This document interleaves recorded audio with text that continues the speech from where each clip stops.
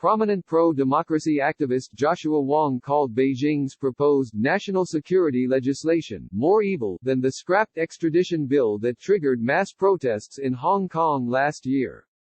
We all know that the national security legislation is not about the security of China, it's just about embracing the communist regime in China, Wong, Secretary General of pro-democracy group Demosisto, told CNBC. There is also fear the national security laws could lead to Chinese intelligence agencies setting up bases in Hong Kong and enforcing law directly.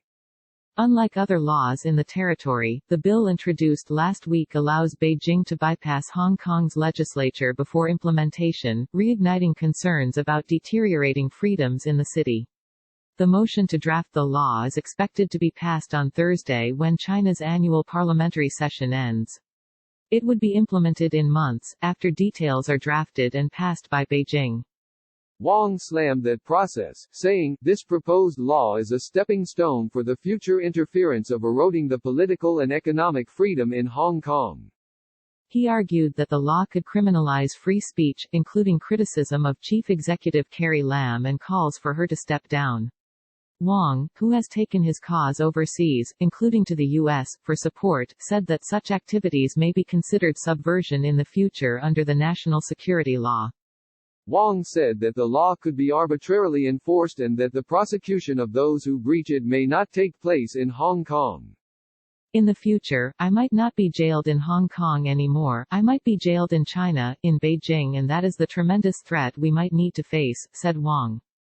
This will affect the faith and credibility that has been placed in Hong Kong's business environment, he said.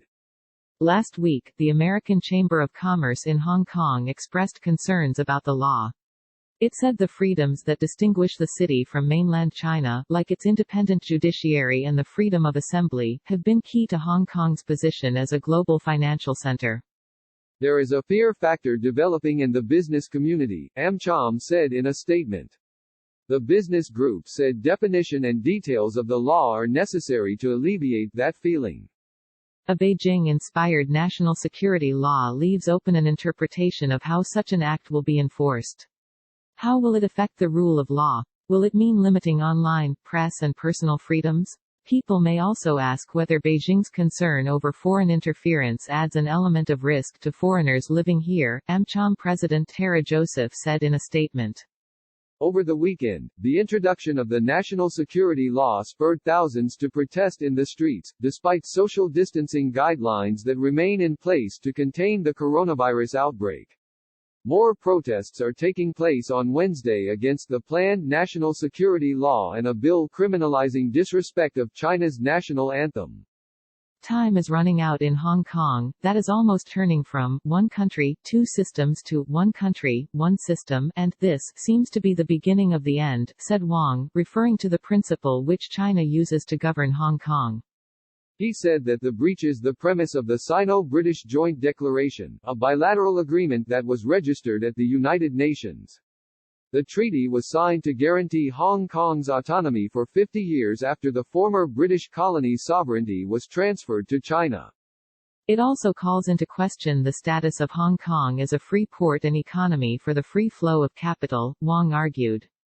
On Tuesday, an official to the National People's Congress told CNBC that Beijing proposed the national security law as Hong Kong lawmakers have not been able to, despite their obligation under Article 23 of the city's mini-constitution. Hong Kong leader Lam said in a statement Friday that the new law would only target acts of secession, subverting state power and organizing and carrying out terrorist activities, as well interference by foreign or external forces.